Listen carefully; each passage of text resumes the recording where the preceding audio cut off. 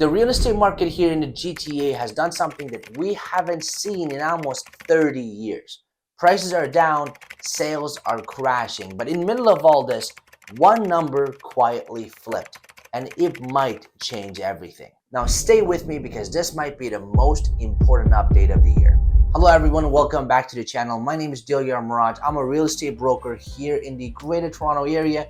And in this video, I'm going to break down exactly what is happening in the real estate scene and why it's so important to look at the data carefully because it's so easy to misread them. The market is sending mixed signals. So let's start with the headlines and the October numbers.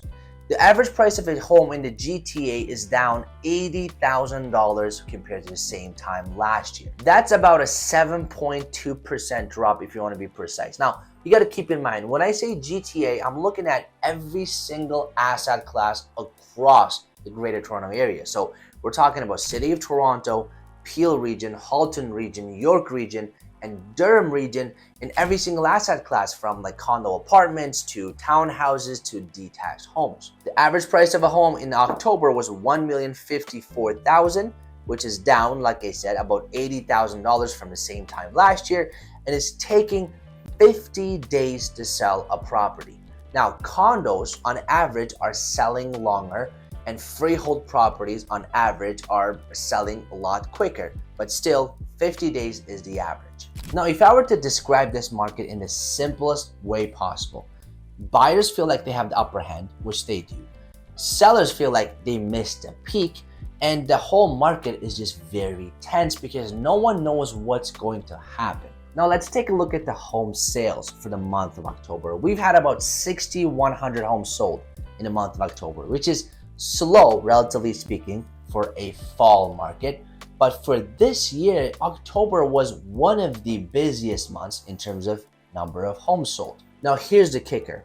We are on track to have the lowest number of home sales since 1998, when the population in the GTA was literally half of what it is today. So far in 2025, here in GTA, we've had just over 53,000 home sales with over 70,000 realtors. So officially, we now have more realtors than actual homes sold. Now, even though Bank of Canada has cut interest rates a number of times, and the most recent one was just a couple of weeks ago at the end of October, we're not really seeing any movement in activity or in prices. Now, here's something that no one is talking about, is that active listings have been falling. Now, if you follow this channel, the one thing that I always say is that the most important metric when it comes to real estate is months of inventory. Months of inventory is a fantastic indicator as to where prices are and where prices are going.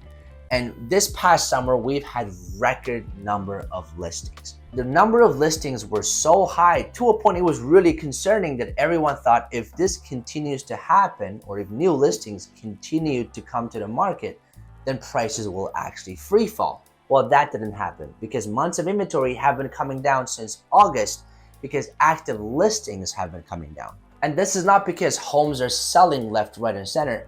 It's because sellers are just taking their houses off the market and they're not relisting. So yes, the demand is low from buyers, but listings have also been shrinking compared to the summer months or summer highs. Now, don't get me wrong, we're still sitting at just shy of 28,000 active listings, which is a very high number. But compared to the peak in June, which was like over 32,000, active listings have come down quite a bit. This brings me to my next point. When active inventory drops like this, it typically signals two things.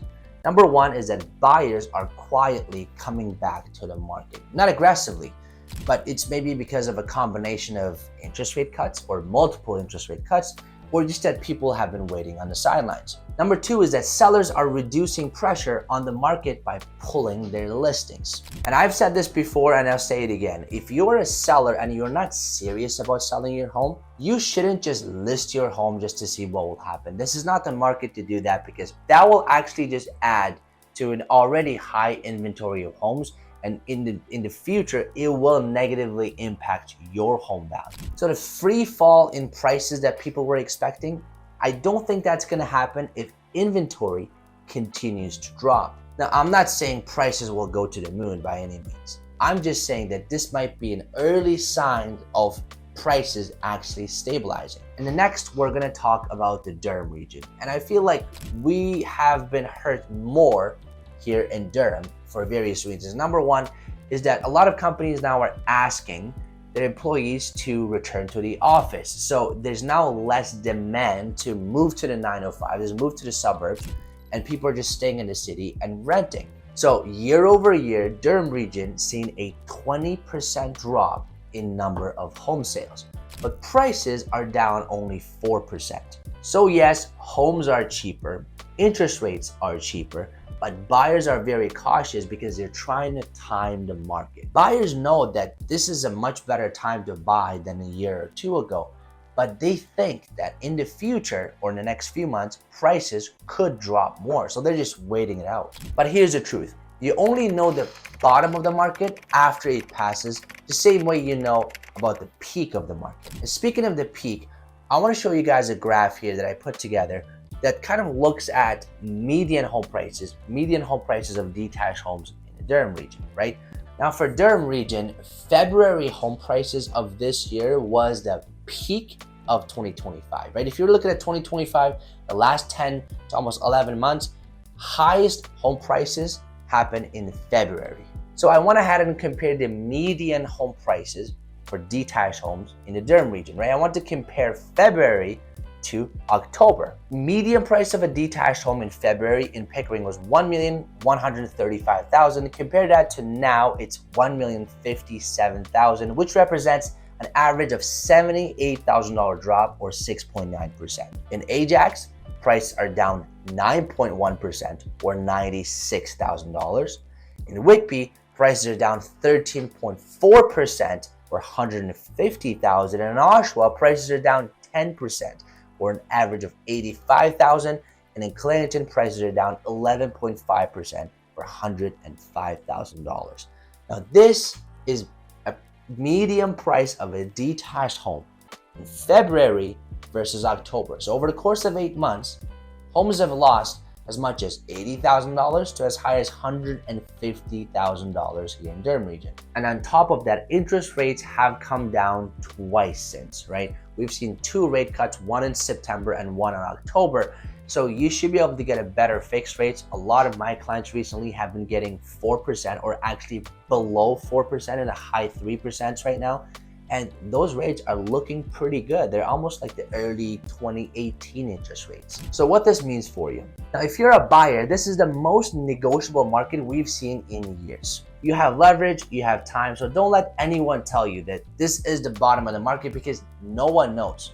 And if you think the bottom of the market is going to happen next year, then by all means, do what you think is right because anyone else is just their best guess, and their guess is as good as yours. But regardless, make sure you do your due diligence on your finances, on your budget, just so that there are no surprises and you're well prepared if you do come across that perfect home you're looking for. And sellers, a well-priced home still sells. Make sure if your home is very well priced or that it's absolutely turnkey because you do have a lot of competition. With that said, if you want a breakdown of your home or your neighborhood, or you just want to talk to me about your real estate plans, feel free to send me a message or book a meeting through the first link in the bio. I'll actually talk to you and give you advice that actually makes sense for your situation. With that said, thanks for watching, and until next time.